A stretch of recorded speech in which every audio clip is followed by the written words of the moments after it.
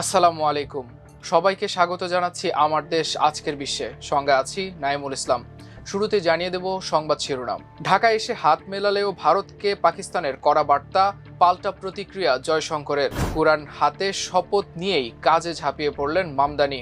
ইরানে হস্তক্ষেপ করলে পুরো মধ্যপ্রাচ্য অস্থিতিশীল হবে, যুক্তরাষ্ট্রকে তেহরানের হুঁশিয়ারি। ঢাকা করাচি ফ্লাইট চালাতে বিমান বাংলাদেশকে অনুমতি দিল পাকিস্তান। ফিলিস্তিনিদের আরেক ঐতিহাসিক মসজিদ দখল করল ইসরায়েল।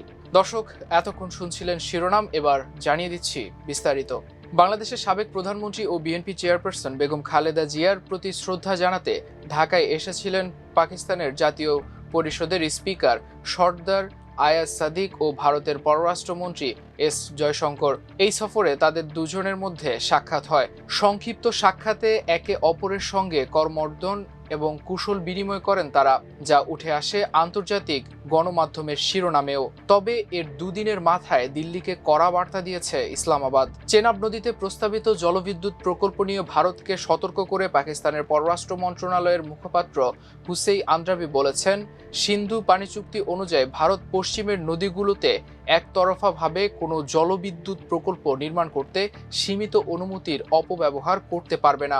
বিশ্ব ব্যাংকের মধ্যস্থতায় 1960 সালে ভারত পাকিস্তানের মধ্যে সিন্ধু পানি বন্টন চুক্তি হয়। ওই চুক্তি অনুযায়ী পূর্ব দিকের নদীগুলোর পানি ব্যবহারের পূর্ণ অধিকার রয়েছে ভারতের। পাকিস্তানের পশ্চিম নদীগুলোর উপর অধিকার দেওয়া হয়েছে, তবে সে সময় পশ্চিমের নদীগুলোতে ভারতকে সীমিত পরিমাণের বিদ্যুৎ উৎপাদনের অনুমতি দেওয়া হয়েছে। তিনি বলেন, ভারত যদি সত্যি জলবিদ্যুৎ কেন্দ্র তৈরি করে তাহলে তা হবে সিন্ধু পানি বন্টন চুক্তির লিখিত সীমাবদ্ধ অনুমতির চরম অপব্যবহার এবং সিন্ধু চুক্তির গুরুতর লঙ্ঘন। আমরা বরাবরই বলে আসছি, এই চুক্তি নিয়ে ভারতের সঙ্গে আমাদের যে বিবাদ রয়েছে তা আমরা শান্তিপূর্ণভাবে মীমাংসা করতে চাই, কিন্তু ভারত যদি পরিকল্পিতভাবে চুক্তির শর্ত লঙ্ঘন করে কিংবা পাকিস্তানের জাতীয় স্বার্থে আঘাত করে, সেক্ষেত্রে ইসলামাবাদ তা কখনো সহ্য করবে না। অন্যদিকে মাদ্রাজে এক বক্তৃতায় ভারতের পররাষ্ট্রমন্ত্রী এস জয়শঙ্কর বলেছেন, আমাদের কি করা উচিত বা কি করা উচিত নয় তা কেউ বলে দিতে পারবে না। তিনি বলেন, আপনার খারাপ প্রতিবেশীও থাকতে পারে, দুর্ভাগ্যবশত আমাদেরও আছে। আর যখন আপনার খারাপ প্রতিবেশী থাকে, যদি কোনো দেশ সিদ্ধান্ত নেয় যে তারা ইচ্ছাকৃতভাবে, অবিচলভাবে এবং অনুতপ্ত না হয়ে সন্ত্রাসবাদ চালিয়ে যাবে, তাহলে আমাদের সন্ত্রাসবাদের বিরুদ্ধে নিজেদের জনগণকে রক্ষা করার অধিকার রয়েছে। আমরা সেই অধিকার প্রয়োগ করব। বিশ্বের অন্যতম প্রভাবশালী ও ধনী শহর নিউ ইয়র্কের নতুন মেয়র হিসেবে শপথ নিয়েই এক মুহূর্ত অপেক্ষা করলেন না জোহরান মামদানি। দায়িত্ব গ্রহণের পরই পরিকল্পনা বাস্তবায়নের কাজ শুরু করেছেন তিনি। শহরের আবাসন সংকট মোকাবেলায় এবং সাধারণ মানুষের জীবনযাত্রার মান উন্নয়নে জারি করেছেন একগুচ্ছ নির্বাহী আদেশ। গত 4 নভেম্বর অনুষ্ঠিত নির্বাচনে নিউ ইয়র্ক সিটির 111তম মেয়র হিসেবে নির্বাচিত হন জোহরান মামদানি। নিউ ইয়র্কের অঙ্গরাজ্যের সাবেক গভর্নর ও স্বতন্ত্র প্রার্থী অ্যান্ড্রু কুমো ও রিপাবলিকান প্রার্থী কার্টিস লিওয়াকে পরাজিত করেন তিনি। এর মধ্য দিয়ে প্রথম মুসলিম হিসেবে শহরটির মেয়র হন মামদানি। 2 মাস পর 2026 সালের প্রথম দিন ঐতিহাসিক এবং ব্যক্তিগত এক অনুষ্ঠানের মধ্য দিয়ে নিউ ইয়র্কের মেয়র হিসেবে দায়িত্ব গ্রহণ করেন 34 বছর বয়সী এই যুবক। শপথ গ্রহণ অনুষ্ঠানটি হয়েছিল নববর্ষের প্রথম প্রহরে নিউ ইয়র্ক সিটির হল সাবওয়ে স্টেশনের একটি ঐতিহাসিক ট্রানজিট হাবে, যা 1945 সাল থেকে বন্ধ ছিল। সেখানে পবিত্র কোরআন হাতে শপথ নেন মামদানি। এ সময় তার সঙ্গে ছিলেন স্ত্রী রমা দুয়াজিও। এর মধ্য দিয়ে নিউ ইয়র্কের ইতিহাসে প্রথম মুসলিম, প্রথম দক্ষিণ এশীয় ও আফ্রিকার বংশোদ্ভূত প্রথম মেয়র হলেন New York State attorney general Letitia James. তাকে শপথ পাঠ করান। মামদানি সহযোগী ও ডেপুটি মেয়র লেইলা বুজুর্গ জানিয়েছেন, আবাসন সংকটই নিউ ইয়র্কের মূল সমস্যা এবং তারা খারাপ বাড়িওয়ালাদের বিরুদ্ধে ব্যবস্থা নিতে বদ্ধপরিকর। ইরানে চলমান বিক্ষোভে যুক্তরাষ্ট্রের সম্ভাব্য হস্তক্ষেপ নিয়ে কড়া সতর্কবার্তা দিয়েছে দেশটির শীর্ষ নিরাপত্তা কর্মকর্তারা। মার্কিন প্রেসিডেন্ট ডোনাল্ড ট্রাম্পকে সরাসরি সতর্ক করে ইরান বলেছে, এ ধরনের কোনো পদক্ষেপ নিলে শুধু ইরান নয়, পুরো মধ্যপ্রাচ্যই অস্থিতিশীল হবে ও এতে যুক্তরাষ্ট্রের স্বার্থ ক্ষতিগ্রস্ত হবে। শুক্রবার ইরানের সর্বোচ্চ নিরাপত্তা সংস্থার প্রধান আলী লারিজানি এক বিবৃতিতে বলেন, ট্রাম্পের জানা উচিত এই অভ্যন্তরীণ বিষয়ে যুক্তরাষ্ট্রের যে কোনো ধরনের হস্তক্ষেপ পুরো অঞ্চলকে অস্থিতিশীল করার শামিল হবে এবং এতে আমেরিকার স্বার্থ মারাত্মকভাবে ক্ষতিগ্রস্ত হবে। এর আগে মার্কিন প্রেসিডেন্ট ডোনাল্ড ট্রাম্প ইরানে বিক্ষোভকারীদের পক্ষে অবস্থান নেওয়ার ইঙ্গিত দেন। তিনি বলেন, ইরানে যদি শান্তিপূর্ণ বিক্ষোভকারীদের হত্যা করা হয় তাহলে যুক্তরাষ্ট্র তাদের উদ্ধারে এগিয়ে আসবে। ট্রাম্পের এই বক্তব্যের পরই তেহরানের পক্ষ থেকে তীব্র প্রতিক্রিয়া আসে। এদিকে একই দিনে ইরানের সর্বোচ্চ নেতা উপদেষ্টা আলী সামখানিও যুক্তরাষ্ট্রকে হুঁশিয়ারি দেন। সামাজিক যোগাযোগ মাধ্যম এক্সে দেওয়া এক পোস্টে তিনি বলেন, যে কোনো অজুহাতে ইরানের নিরাপত্তার উপর আঘাত হানার চেষ্টা করলে তার জবাব দেওয়া হবে। ইরানের নিরাপত্তা একটি রেড লাইন।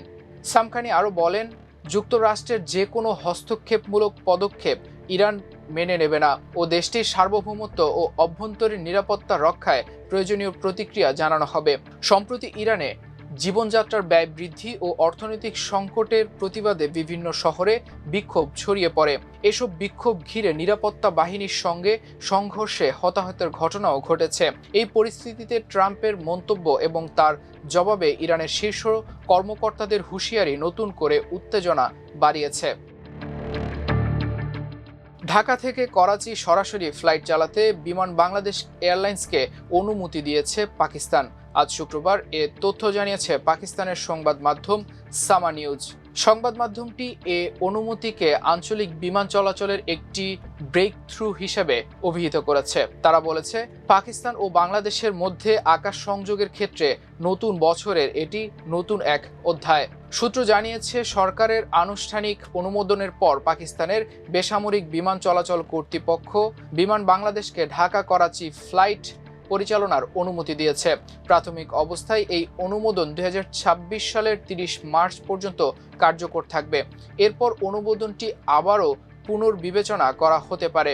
নতুন অনুমোদন অনুযায়ী বাংলাদেশ এয়ারলাইন্স অফিসিয়ালভাবে অনুমোদিত রুট দিয়ে পাকিস্তানের আকাশসীমা ব্যবহার করতে পারবে।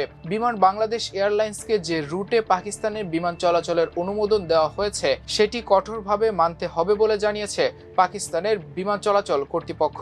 দেশটির বিমান চলাচল সংশ্লিষ্ট কর্মকর্তারা জানিয়েছেন, ঢাকা ও করাচির মধ্যে সরাসরি ফ্লাইট পরিচালনা বাংলাদেশ ও পাকিস্তান উভয় দেশের জনগণের জন্য লাভজনক হবে। এছাড়া ভ্রমণ সুবিধা উন্নত, জনগণ টু জনগণ সম্পর্ক জোরদার এবং ব্যবসা ও বাণিজ্যে সম্প্রসারণের পথ উন্মোচিত হবে। ঐতিহাসিক ইব্রাহিমী মসজিদের উপর থেকে ফিলিস্তিনিদের কর্তৃত্ব কেড়ে নিয়েছে ইসরায়েল। ফিলিস্তিনি কর্তৃপক্ষের পরিবর্তে মসজিদের বিষয়ে পরিকল্পনা ও নির্মাণ ক্ষমতা ইসরায়েলি সংস্থাগুলোকে হস্তান্তর করেছে তেল আবিব। ফিলিস্তিনিরা বলছেন, এই পদক্ষেপের কারণে অধিকৃত পশ্চিম তীরের ঐতিহাসিক শহরের উপর ইসরায়েলের নিয়ন্ত্রণ আরও দৃঢ় হবে। পাশাপাশি এই স্থানের মর্যাদা স্থায়ীভাবে পরিবর্তনের ঝুঁকি তৈরি করবে, এমন খবর প্রকাশ করেছে টিআরটি ওয়ার্ল্ড। ইসরায়েলের এই সিদ্ধান্তের নিন্দা জানিয়েছে ফিলিস্তিনের পররাষ্ট্র ও প্রবাসী মন্ত্রণালয়। তারা বলছে, এটি ইব্রাহিমী মসজিদের আইনি ও ঐতিহাসিক স্থিতাবস্থার সরাসরি লঙ্ঘন। নবী ইব্রাহিম আলাইহিসসালাম এর জন্মস্থান হিসেবে ইব্রাহিমী মসজিদ মুসলমান, ইহুদি ও খ্রিস্টান উভয়ের কাছেই পবিত্র স্থান হিসেবে বিবেচিত। সংবাদ সংস্থা ওয়াফা জানায়, ফিলিস্তিনের পররাষ্ট্র ও প্রবাসী মন্ত্রণালয় বলছে, পৌরসভা ও ইসলামিক ওয়াকফের ইখতিয়ার বাতিল করার সিদ্ধান্ত মসজিদটির উপর ইসরায়েলের একতরফা নিয়ন্ত্রণ আরোপের বৃহত্তর প্রচেষ্টারই অংশ। ফিলিস্তিনি কর্মকর্তারা মসজিদের উঠোনের উপর ছাদ নির্মাণ করতে ইসরায়েলের দেওয়া অনুমোদনের নিন্দা জানিয়ে এটিকে একটি বেআইনি কাজ বলে অভিহিত করেছেন। তারা বলছেন, এটি আন্তর্জাতিক আইন, জাতিসংঘের প্রস্তাব এবং দখলদারের শক্তি হিসেবে ইসরায়েলের বাধ্যবাধকতারই পরিপন্থী। মন্ত্রণালয় জোর দিয়ে বলছে, এই পদক্ষেপের সঙ্গে উন্নয়নের কোনো সম্পর্ক নেই, বরং এটি দখলদারিত্ব প্রতিষ্ঠা এবং ইব্রাহিমী মসজিদকে জোরপূর্বক পরিবর্তন করতে পরিকল্পিত প্রচেষ্টা। মন্ত্রণালয় সতর্ক করে বলেছে, এ ধরনের পদক্ষেপ ফিলিস্তিনের সবচেয়ে গুরুত্বপূর্ণ ধর্মীয় ও সাংস্কৃতিক নির্দেশনাগুলোর মধ্যে একটিকে হুমকির মুখে ফেলবে। দর্শক, এ ছিল আমার দেশ আজকের বিশ্বের আয়োজন। এতক্ষণ সঙ্গে থাকার জন্য অশেষ কৃতজ্ঞতা। আল্লাহ হাফেজ।